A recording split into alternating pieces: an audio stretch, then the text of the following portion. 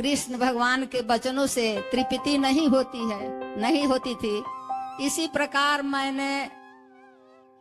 मैंने पुस्तकहीन हूँ, मुझे पुस्तक का ज्ञान नहीं है। अब मेरा दुर्भाग्य है कि मेरे 4 पुत्र थे, 1 पुत्री थी, 5 में 1 सिर्फ छोटे रह गए। लेकिन तो पर भी इतने दुख होते हुए भी मैं गीता के सहारे से आप प्रभु को मैं नहीं छोड़ती। जी जी, इसलिए कि गीता में कहते हैं कि शरीर नश्वान है, बिल्कुल बिल्कुल। इसके लिए अफसोस नहीं करना चाहिए। वाह, इतना दिव्य बात! ये तो सब लोग सुनते हैं, पर आपने तो धारण किया है इस ज्ञान को। जैसे कि पुराने वस्त्रों को त्याग कर दूसरे नए वस्त्र पहनते हैं, बिल्कुल उसी बिल्कुल। प्रकार ये मनुष्य जोनी जो है उसको मरने के बाद हम लोग को नहीं समझ में आता है, हम लोग रोती हूँ।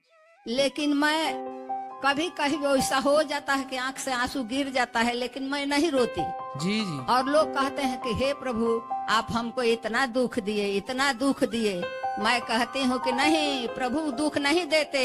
जो जैसा करता है प्रभु के कृपा से, प्रभु कहते हैं कि मैं किसी को दुख नहीं देता। बिल्कुल। मेरा सब, मेरे लिए सभी प्रिय हैं। जी हाँ, कर्मानुसार सब लोग भोगते हैं। बिल्कुल बिल्कुल। तब राधे राधे दोस्तों, वीडियो में बने रहें। प्रश्नोत्तरी के दौरान ये वृद्ध महिला अपने प्रश्नों से वहां बैठे सभी लोगों को आश्चर्यचकित कर देती है। ये महिला ज्यादा पढ़ी लिखी तो नहीं है, लेकिन अपने प्रश्नों से आपको भी चकित कर देगी। आइए हम भी सुनते हैं कि आगे उसने गुरु जी से क्या क्या बात की। राधे राधे गुरु जी। हाँ मैया, राधे राधे। आपके चरणों में लाखों लाख बार मेरा प्रणाम, मेरा सब परिवार का आपका चरण में प्रणाम है। जी मैया जी, खुश रहिए। गुरु जी, अगले साल मैं प्रवचन सुन करके आपके पास नेट से 1600 रुपया भेजी थी। राम समारी कुंवर मेरा नाम है जी, और इसलिए भेजी थी कि आप 2 श्रीमद् भागवत का पुस्तक खरीद करके ठीक है, यहाँ पर आप पंडितों से पढ़वाइएगा। जरूर। इसलिए कि एक पंडित हमारे यहाँ जग किए थे और उनका 600 रुपया बाकी था। वो अचानक उनकी मृत्यु हो गई, मैं उनको नहीं दे सकी। तो एक पंडित से मैंने पूछा कि ये कर्ज हम कैसे दे सकते हैं। तो उन्होंने बताया कि से आप कहीं तीर्थ धाम में या कहीं जगशाला में दे दीजिए, पूजा पाठ में। चिंता ना करिए मैया जी, यहाँ ब्राह्मणों को, सभी विद्यार्थियों को यहाँ जो पुस्तक मांगते हैं शास्त्रों को, वो सारे शास्त्र यहाँ सबको बांटे जाते हैं। आप लोगों की सहयोग से सेवाएं चल रही हैं। हाँ, यहाँ शास्त्रों का दान भी होता है। हाँ। तब गुरु जी, मैं जैसे अर्जुन को कृष्ण भगवान के वचनों से तृप्ति नहीं होती है, नहीं होती थी। इसी प्रकार मैंने पुस्तकहीन हूँ, मुझे पुस्तक का ज्ञान नहीं है। लेकिन आपका आशीर्वाद और सरस्वती माता का आशीर्वाद, मैं भजनों में लीन रहती हूँ। अब मेरा दुर्भाग्य है कि मेरे 4 पुत्र थे, 1 पुत्री थी, 5 में 1 सिर्फ छोटे रह गए। लेकिन तो पर भी इतने दुख होते हुए भी मैं गीता के सहारे से आप प्रभु को मैं नहीं छोड़ती। जी जी, इसलिए कि गीता में कहते हैं कि शरीर नश्वान है, बिल्कुल बिल्कुल। इसके लिए अफसोस नहीं करना चाहिए। वाह, इतना दिव्य बात! ये तो सब लोग सुनते हैं, पर आपने तो धारण किया है इस ज्ञान को। जैसे कि पुराने वस्त्रों को त्याग कर दूसरे नए वस्त्र पहनते हैं, बिल्कुल उसी बिल्कुल। प्रकार ये मनुष्य जोनी जो है उसको मरने के बाद हम लोग को नहीं समझ में आता है, हम लोग रोती हूँ। लेकिन मैं कभी कभी वैसा हो जाता है कि आंख से आंसू गिर जाता है, लेकिन मैं नहीं रोती। जी जी, और लोग कहते हैं कि हे प्रभु, आप हमको इतना दुख दिए, इतना दुख दिए। मैं कहती हूँ कि नहीं, प्रभु दुख नहीं देते। जो जैसा करता है प्रभु के कृपा से, प्रभु कहते हैं कि मैं किसी को दुख नहीं देता। बिल्कुल। मेरा सब, मेरे लिए सभी प्रिय हैं। जी, हाँ, कर्मानुसार सब लोग भोगते हैं। बिल्कुल बिल्कुल। तब गुरु जी, मुझे तो कोई पुस्तक का ज्ञान नहीं है, पर एक छोटा सा गीता का 12वां अध्याय एक पंडित ने कहे कि तो गीता का पाठ कीजिए। हम कहे कि बाबा हम तो पढ़ी लिखी नहीं हूँ, सिर्फ क ख ग घ का ज्ञान मुझे है ककहरा का, मैं गीता और रामायण कैसे पढ़ सकती हूँ? तो हम आपको बता देंगे।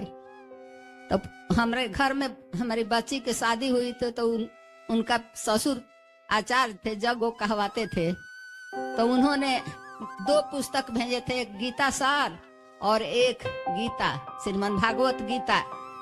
तो मैं गीता का स्वाद नहीं पिया था, तो मुझे लगता था कि क्या चीज है, लेकिन पंडित को दिखाए तो उन्होंने बोले, इसे महाराज प्रभु तो आपका घर ही में है, आप पढ़िए। हम कहे कि हमको पढ़ने नहीं आएगा। तो उन्होंने बताया कि इसे हम आपको पढ़ने को बता देंगे। तो हम कहे कि हम तो संस्कृत पढ़े नहीं हैं। तो उन्होंने बताया कि इसे आप हिंदी पढ़िए, संस्कृत को छोड़ दीजिए। तो हमने गीता पढ़ना शुरू किया। तब उन्होंने 18वां अध्याय में प्रभु ने दिया है कि गीता के पाठ करेगा, अर्थात एक दूसरे को पढ़ाएगा, उसके जैसा प्रिय हित मेरा कोई नहीं। जी जी।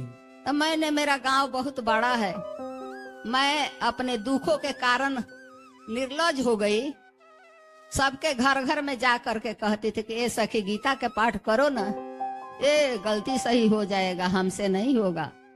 ये सखी गीता के पाठ करो ना, नहीं नहीं गलती हो जाएगा, हमसे नहीं होगा। काली जी का मंदिर बना, तो हमने कहा कि ये सखी रोज रोज तो अपने घर में यहाँ के लिए सब काम हम लोग करते हैं, लेकिन 2 घंटा सुख या सोमवार को माँ के मंदिर में चल करके सत्संग किया जाए। तो कुछ सखी तैयार हो गई, तो कुछ दिन चला।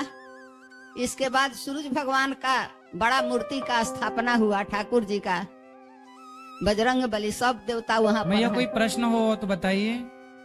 तो हाँ, प्रश्न यही है कि आप आशीर्वाद दीजिए कि अब हम इस दुनिया से चले जाएं, दुर्बल हो गए हैं।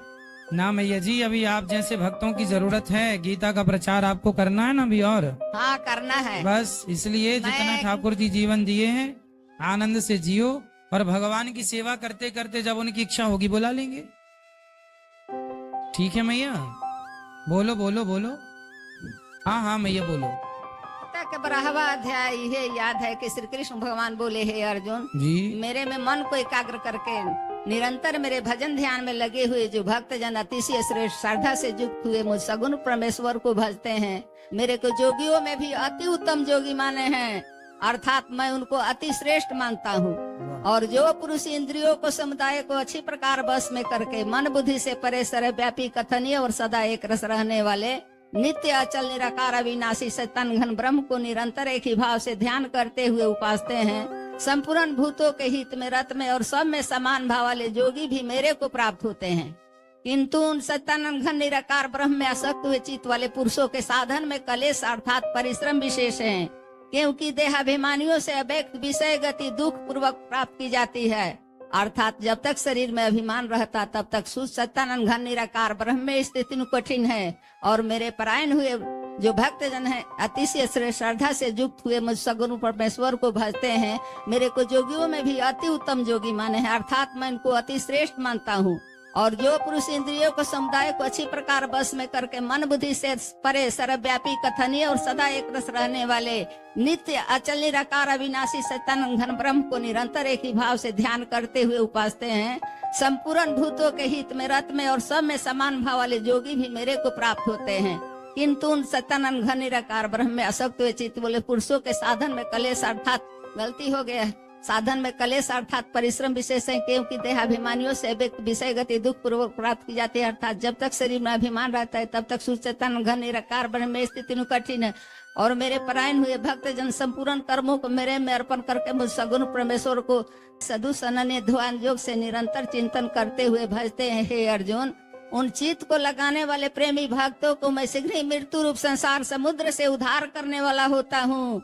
इसलिए हे अर्जुन, तू मेरे में मन को लगा और मेरे में ही बुद्धि को लगा, इसके उपरांत तू मेरे में ही निवास करेगा, अर्थात मेरे को ही प्राप्त होगा, इसमें कुछ भी संशय नहीं है। और यदि तू ऊपर कहे हुए अभ्यास में भी असमर्थ है तो केवल मेरे लिए कर्म करने के ही परायण हो, इस प्रकार मेरे अर्थ कर्मों के करता हुआ मेरी प्राप्ति रूप सीधी को ही प्राप्त होगा। और यदि इसको भी करने के लिए असमर्थ है तो जीते हुए मन वाला और मेरी प्राप्ति रूप जो के शरण हुआ सब कर्मों के फल का मेरे लिए त्याग कर, क्योंकि मर्म को न जानकर किए हुए अभ्यास से परोक्ष ज्ञान श्रेष्ठ है और परोक्ष ज्ञान से मुझ परमेश्वर के स्वरूप का ध्यान श्रेष्ठ है और ध्यान से भी सब कर्मों के फल का मेरे लिए त्याग करना श्रेष्ठ है और त्याग से तत्काल ही परम शांति होती है। इस प्रकार शांति को प्राप्त हुआ जो पुरुष सब भूतों में द्वेष भाव से रहित है, स्वार्थ रहित, सबका प्रेमी हेतु रहित दयालु हैं तथा ममता से रहित, अहंकार से रहित, सुख दुखों की प्राप्ति में सम और क्षमावान हैं, अर्थात अपराध करने वालों को भी भय देने वाला है तथा जो ध्यान योग में युक्त हुआ निरंतर लाभानी में संतुष्ट है तथा मन वाणी शरीर द्वारा प्रबंध से होने वाले संपूर्ण स्वभावी कर्मों में कर्तापन के अभिमान का त्यागी मेरा भक्त मेरे को प्रिय है।